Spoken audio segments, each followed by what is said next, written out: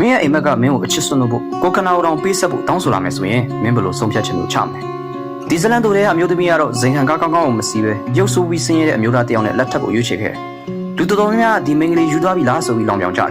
ဒါပေမဲ့ဇိမ်ခံကားပေါ်မှာထိုင်နေတာအနာဂတ်မဟုတ်ပဲတန်ဖိုးဖြတ်ခံထားရတဲ့ဘဝတစ်ခုဆိုတာကိုသူမတယောက်တည်းပဲသိတယ်ဟိုရုပ်ဆိုးပြီးဆင်းရဲတဲ့အမျိုးသားကတော့သူမကိုစင်မြင့်တစ်ခုမပေးနိုင်ပေမဲ့ဂုံတိတ်ခါကိုတော့ပေးနိုင်ခဲ့တယ်ဒါအချစ်ပုံမြင်မဟုတ်ပါဘူးဒါအော်စကာဆူရဇလန်တို့တစ်ခုဖြစ်ပြီးလူကြီးတွေအားလုံးကိုရက်ဆက်တဲ့ရွေးချယ်မှုမေးခွန်းတစ်ခုမေးထားတာပါအိမ်မက်ကမင်းလိုချင်တဲ့ခန္ဓာကိုယ်ဝိညာဉ်နဲ့အခြေခံစည်းမျဉ်းတွေကိုတောင်းဆိုလာတဲ့အခါမင်းကအိမ်မက်ကိုမှတ်နေတာလားဒါမှမဟုတ်လောကကြီးရဲ့ဝါမျိုးတာကိုခံလိုက်ရတာလားဇလန်အစမှာအလွန်တိတ်ဆိတ်နေတဲ့မြေအောက်ရထားပေါ်မှာအိုလီယာလို့ခေါ်တဲ့ဘဲလေးကားချီတဲလေးကရွှွန့်လွန်အိုင်တွေကကြာပြူတပွင့်လုံးထိုင်နေတယ်သူမဘေးမှာတော့မျက်နှာမှာဒဏ်ရာတွေနဲ့အသက်ရှူတန်ပြင်းပြင်းရှူနေတဲ့လက်ဝဲသမား Das Juan ရှိတယ် Das Juan ကသူ့ရဲ့ချမ်းတန်းတဲ့လက်ကြီးတွေနဲ့ဒူးကိုကင်ထားပြီးအိုလီယာရဲ့အသေးတွေလွန်းတဲ့ခြေထောက်တွေကိုစိုက်ကြည့်နေတယ်အိုလီယာကလှမ်းပြီးထွက်ပြေးတော့တယ်တကယ်တော့ Das Juan ကကြည့်နေတာရိုင်းဆိုင်လို့မဟုတ်ပဲထိတ်လန့်နေလို့ပါမိချစ်ဆန်ချောင်းကိုကျိုးပဲ့လွယ်မဲ့ပုံပေါက်နေတဲ့ခြေထောက်တွေကြောင့်ပါဒါကဒီဇက်ကရဲ့ပထမဆုံးထင်ခေါ်မှုပါပဲလူတွေကလက်ဝဲသမားရဲ့ဘဝကအောက်တန်းကြတယ်ညစ်ပတ်တယ်လို့ထင်ကြရမယ်တကယ်ညစ်ပတ်တာကမီအောက်လက်ဝဲယုံကချွေးရမဟုတ်ပဲထိတ်တန့်အနုပညာခမ်းမထဲကအပေးယူတွေပါ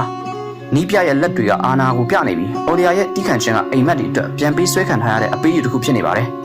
သူတို့မြောက်ဒုတိယအကြိမ်ဆုံးတော့အိုလီယာရဲ့ကြောင့်တစ်ပင်ဘဝမစင်းလို့ Das Juan ကတက်ကြရင်ခွေးရှိပုံနဲ့ပြုတ်ကြပါတယ်ချေးစုဆက်တဲ့အနေနဲ့အိုလီယာကကော်ဖီတိုက်တယ်ကော်ဖီတဲကမပျော်ဝင်နေတဲ့တကြားတုံးကို Das Juan ကစိုက်ကြည့်နေနောက်ရက်ကျတော့တကြားအိမ်50ကီလိုကိုအိုလီယာအိမ်ရှိလာထားပေးတယ်လူတော်များကဒါကိုရည်စရာလို့ထင်ခဲ့ကြရင်ပဲဒါကသူ့ရဲ့စစ်မှန်တဲ့မြတ်တာပါသူပေးတာလက်ဆောင်မဟုတ်ပါဘူးသူ့အသက်တစ်ချောင်းလုံးပါခစ်တဲ့ချီရေးမှာရှားပါတော့တဲ့ယူသားမှုမျိုးပေါ့သူတို့စတင်ချင်းတွေ့ကြတယ်အိုလီယာရဲ့ဖြိုဖြေပွဲညမှာ Das Juan ကကားအဆုပ်လေးကိုစေးတန့်ပြတ်နေအောင်ဝတ်စားပြီးလာခဲ့ပြီးမြဲဇင်ခံကားတွေနဲ့ထောက်ပနေတဲ့အိုလီယာကိုမြင်တော့သူ့ကိုသူတိမ်ငယ်စိတ်ဝင်သွားတယ်ကောင်းအောင်မတက်ခင်အိုလီယာတုံဆိုင်သွားတယ်ဒါပေမဲ့နောက်ဆုံးမှာတော့ဇင်ခံကားတကားကိုဖွင့်လိုက်တယ်ဒီခန်းကအသက်ကွဲစရာအကောင်းဆုံးပါပဲအိုလီယာကစိုးလို့မဟုတ်ပဲအိမ်မက်နဲ့လူဒန်းစားခွဲခြားမှုကြောင့်ပိတ်မိသွားလို့ပါအဲ့ဒီညမှာပဲ Das Juan ကပွဲစဉ်ကိုညစ်ဖို့ညှဉ်းဆန်ခဲ့တယ်ဂုံတိတ်ကအသေးလေးရိုက်ခံခဲ့တယ်အိုလီယာကလည်းနီးပြကိုထိုးလိုက်ပြီး Das Juan စီပြေးသွားတယ်လူဒန်းစားမတူတဲ့လူနှစ်ယောက်ဝိညာဉ်ချင်းထပ်တူကြသွားတဲ့အချိန်ပါပဲ